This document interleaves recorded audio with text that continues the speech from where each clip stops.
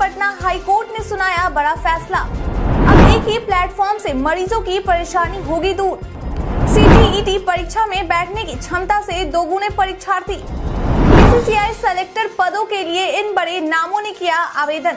इसके साथ ही बढ़ते हैं शाम तक की बड़ी खबरों की ओर विस्तार से। शिक्षक बहाली पर पटना हाईकोर्ट ने सुनाया बड़ा फैसला। 15 सितंबर को राज्य सरकार की अपील के बाद हाईकोर्ट की खंडपीठ के द्वारा याचिका कर सुनवाई करते हुए राज्य के माध्यमिक एवं उच्च माध्यमिक स्कूलों में शिक्षक बहाली को लेकर रोक लगा दी गई थी, जिसे अब बीते दिन सोमवार को न्यायाधीश ए अमानुल्लाह एवं न्यायाधीश सुनील दत्त मिश्रा की खंडपीठ के द्वारा सुनवाई करते हुए इस पर से रोक हटा दी गई है। लेकिन इनकी बहाली अपील याचिका के निर्णय पर निर्भर करेगा। जानकारी के लिए बता दें कि यह मामला हाई स्कूल शिक्षक नियोजन के छठे चरण से जुड़ा है, जिसमें कोर्ट के द्वारा कहा गया था कि वे सभी उम्मीदवार जिनका बीएसआई टीईटी का परिणाम वर्ष 2012 में प्रकाशित हुआ था और जिन्होंने खुद को बीएड के लिए नामांकित किया था, वे सभी बीएड नियुक्त के छठे चरण के लिए आवेदन जमा करने की अंतिम तिथि से पहले डिग्री के पात्र होंगे।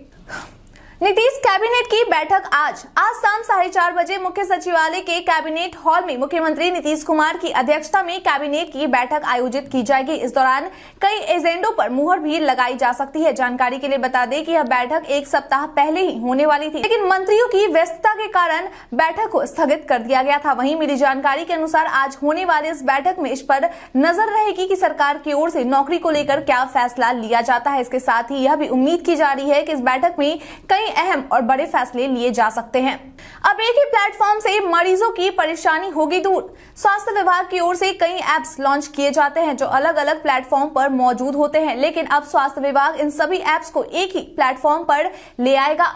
दरअसल स्वास्थ्य विभाग की ओर से पायलट प्रोजेक्ट के तहत ये काम किया जाएगा। फिलहाल इस पायलट प्रोजेक्ट की शुरुआत केवल 2 जिलों में ही की जा रही है, जिसकी शुरुआत 23 मार्च से पहले कर दी जाएगी। जानकारी के लिए बता दें कि इस पायलट प्रोजेक्ट का नाम Bihar state health system digitisation mobile app नाम है, जिसमें स्वास्थ्य विभाग की ओर से लॉन्च किए सारे ऐप्स मौजूद होंगे और साथ ही इस पर मरीजों से जुड़ी भी सारी जानकारी शामिल होगी। निजी निर्माण से सेस वसूलने के लिए बना धावा दल।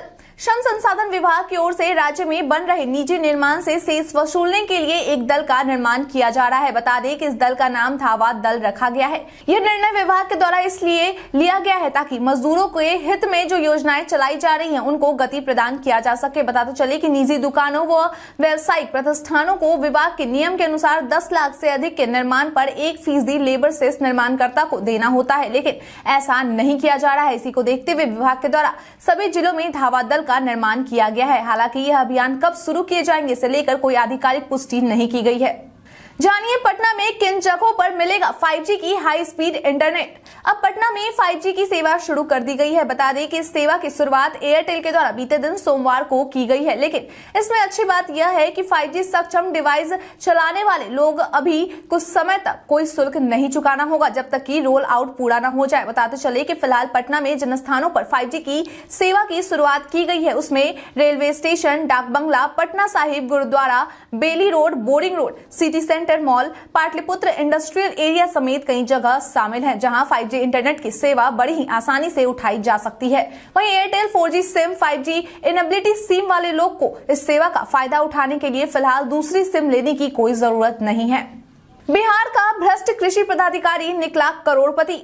निगरानी टीम के द्वारा बिहार के बक्सर जिला कृषि पदाधिकारी मनोज कुमार के घर कार्रवाई की गई, जिसके तहत उनके पास से करीब 1.5 दर्जन से ज्यादा अचल संपत्ति मिली है। इन अचल संपत्ति में 18 संपत्तियां ऐसे हैं जिन्हें सारण और वैशाली जिले में खरीदी की गई है। लेकिन इसमें दिलचस्प बात यह है कि ये सारी संपत्तियां उनके नाम पर न होकर उनकी पत्नी के नाम पर है। दरअसल कृषि पदाधिकारी मनोज कुमार पर आय से अधिक संपत्ति मामले को लेकर केस दर्ज की गई थी, जिसके बाद निगरानी टीम के द्वारा उनके घर पर छापेमारी की गई, जिसके बाद निगरानी टीम के द्वारा उनके खिलाफ करीब 90,19,483 रुपए से अधिक की एफआईआर दर्ज की गई है। सीटीईटी परीक्षा में बैठने की क्षमता से दोगुने परीक्षार्थी। सीबीएसई के द्वारा ली जाने वाली सीटीईटी परीक्षा 2022 के लिए आवेदन फॉर्म में सुधार की प्रक्रिया शुरू हो गई। इसके लिए अंतिम तारीख 3 दिसंबर तक निर्धारित की गई है। जानकारी के लिए बता दें कि इस बार होने वाली सीटीईटी परीक्षा में राज्य के कुल 4,86,432 अभ्यर्थी शामिल होंगे। वहीं इसके लिए सीबीएसई के द्वारा कई सेंटर बनाए गए हैं, जिनमें पटना, आरा,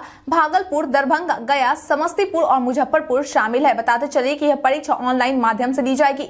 फिलहाल अभी तक इस परीक्षा की तिथि जारी नहीं की गई है। वहीं अगर एडमिट कार्ड की बात करते हैं तो मिली जानकारी के अनुसार परीक्षा के एक सप्ताह पहले अभ्यर्थियों के लिए एडमिट कार्ड जारी कर दिया जाएगा। पटना पुरी स्पेशल ट्रेन अब 29 जनवरी तक चलाई जाएगी।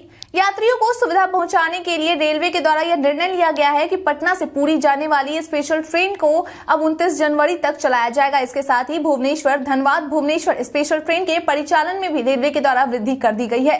बीते दिन सोमवार को पुमेर के मुख्य जनसंपर्क पदाधिकारी वीरेंद्र कुमार के द्वारा यह जानकारी दी गई है कि पटना पुरी स्पेशल ट्रेन अब 9 फेरे लगाएगी, तो वहीं भुवनेश्वर धनबाद भुवनेश्वर स्पेशल ट्रेन अब 14 फेरे लगाएगी। बताते चले कि पटना पुरी स्पेशल ट्रेन 2 है, जिनमें से गाड़ी संख्या 084440 पटना पुरी स्पेशल ट्रेन का परिचालन 4 दिसंबर से 29 दिसंबर तक हर रविवार किया जाएगा। वहीं गाड़ी संख्या 08439 पुरी पटना स्पेशल ट्रेन पुरी से 3 दिसंबर से 28 जनवरी तक हर शनिवार को चलेगी।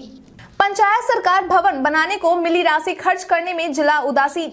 पंचायती राज विभाग के प्रधान सचिव के द्वारा दी गई जानकारी के अनुसार राष्ट्रीय ग्राम स्वराज योजना के तहत पंचायत सरकार भवन निर्माण हेतु दी जाने वाली राशि का उपयोग करने में कई जिले उदासीन हैं। तो इसके साथ ही 15वीं आयोग की अनुशंसा के आलोक में भारत सरकार द्वारा अनुदान के रूप में दी जाने वाली राशि को खर्च करने में भी राज्य के कई जिले फिसड्डी हैं। मिली जानकारी के अनुसार पंचायत सरकार भवन निर्माण हेतु दी जाने वाली राशि का उपयोग करने में जो जिले उदासीन हैं उनमें गया, जमुई, मुंगेर, नवादा, पटना, भोजपुर और बक्सर जिला शामिल है। जिसके बाद प्रधान सचिव के द्वारा इन सभी जिलों को निर्देश दिया गया है कि जल्द से जल्द सरकार के द्वारा दी गई राशि का उपयोग किया जाए। महिलाओं पर टिप्पणी कर फंसे बाबा रामदेव। कुछ दिनों पहले बाबा रामदेव के द्वारा योग प्रशिक्षण कार्यक्रम में महिलाओं के ऊपर टिप्पणी की गई थी, जिसके बाद उनके इसी टिप्पणी को लेकर बीते दिन सोमवार को पक्की सराय चौक निवासी एम राजू नैयर के द्वारा बाबा रामदेव के विरुद्ध मुजफ्फरपुर में परिवाद दर्ज किया गया है। बताते चले कि बाबा रामदेव पर आरोप लगाया गया है कि उन्होंने महिलाओं को लेकर जो अभद्र टिप्पणी दी है वो भारतीय संस्कृति और महिलाओं का अपमान है। इस मामले पर सुनवाई करने के लिए कोर्ट के द्वारा 7 दिसंबर की तिथि निर्धारित की गई है। हालांकि अपने इस टिप्पणी को लेकर बाबा रामदेव के द्वारा माफी मांगी गई है और साथ ही उन्होंने खेद भी व्यक्त किया है। महागठबंधन सरकार में किस मंत्री के पास है कितनी संपत्ति। राज्य सरकार के द्वारा नीतीश तेजस्वी की महागठबंधन सरकार में किस मंत्री के पास कितनी संपत्ति है इसका ब्यौरा मांगा गया है। इसके लिए नीतीश कुमार के सभी मंत्रियों के पास पत्र भेज दिया गया है, जिनमें उन्हें 31 दिसंबर तक का समय दिया गया है। जानकारी के लिए बता दें कि पिछले कई सालों से मंत्रियों का ब्यौरा लिया जा रहा है। इसके साथ ही इनके संपत्ति का ब्यौरा कैबिनेट सचिवालय विभाग की वेबसाइट पर भी उपलब्ध कराया जाता है। इसके तहत सभी मंत्रियों के द्वारा अपनी पत्नी और अपने बच्चों से जुड़े सभी संपत्ति का ब्यौरा दिया जाता है। लालू यादव की किडनी इस दिन होगी ट्रांसप्लांट। राजद सुप्रीमो लालू प्रसाद यादव की किडनी ट्रांसप्लांट की तारीख सामने आ गई है। मिली जानकारी के अनुसार लालू यादव की किडनी का प्रत्यारोपण 5 दिसंबर को हो सकता है, लेकिन इससे पहले उनका चिकित्सीय जांच भी हो सकता है। जानकारी के लिए बता दें कि लालू यादव अपने किडनी ट्रांसप्लांट को लेकर बीते शुक्रवार को सिंगापुर के लिए रवाना हो गए थे। इस दौरान उनके साथ सिंगापुर जाने वाली में उनकी बेटी मिशा भारती, उनके पति शैलेश कुमार और उनकी पत्नी राबड़ी देवी भी शामिल है। बताते चले कि लालू यादव को किडनी उनकी दूसरी बेटी रोहिणी आचार्य के द्वारा दिया जा रहा है।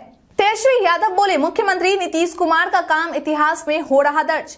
गया और बोधगया में जलापूर्ति के लोकार्पण में पहुंचे बिहार के उप मुख्यमंत्री तेजस्वी यादव ने लोगों को संबोधित करते हुए कहा कि नीतीश कुमार का काम इतिहास में दर्ज हो रहा है। उन्होंने फल्गु नदी को माता सीता के श्राप से मुक्ति दिला दी है। अब जब भी लोग इस फल्गु नदी को देखेंगे तो उन्हें मुख्यमंत्री का काम याद आएगा। इसके साथ ही उन्होंने कहा कि महागठबंधन की सरकार बड़े पैमाने पर युवाओं को नियुक्ति पत्र बांट रही है, लेकिन फिर भी कुछ लोग जंगल राज का आलाप कर रहे हैं। क्या नियुक्ति पत्र देना जंगल राज है? उन्होंने दिल्ली की केंद्र सरकार पर तंज कसते हुए कहा कि कुछ लोग सिर्फ बोलते हैं पर कुछ करते नहीं, लेकिन नीतीश कुमार काम करने में विश्वास रखते हैं।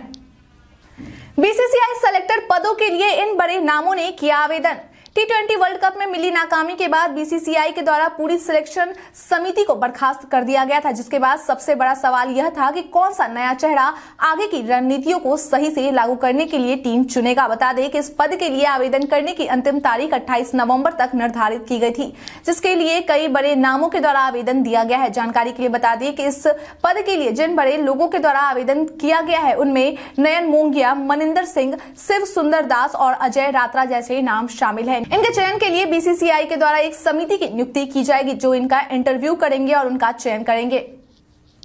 जानिए आज बिहार में क्या है पेट्रोल डीजल के रेट। बिहार में आज यानी मंगलवार को पेट्रोल डीजल के रेट जारी किए गए हैं, जिसके बाद राजधानी पटना में आज पेट्रोल की कीमत 107.80 रुपए और डीजल की कीमत 94.56 रुपए प्रति लीटर निर्धारित की गई है। मुजफ्फरपुर में पेट्रोल की कीमत 108.02 रुपए और डीजल 94.75 रुपए प्रति लीटर मिल रहा है। वहीं पूर्णिया में पेट्रोल की कीमत 108.71 रुपए और डीजल 95.39 रुपए प्रति लीटर है। भागलपुर में पेट्रोल की कीमत 108.68 रुपए और डीजल की कीमत 95.36 रुपए प्रति लीटर निर्धारित की गई है।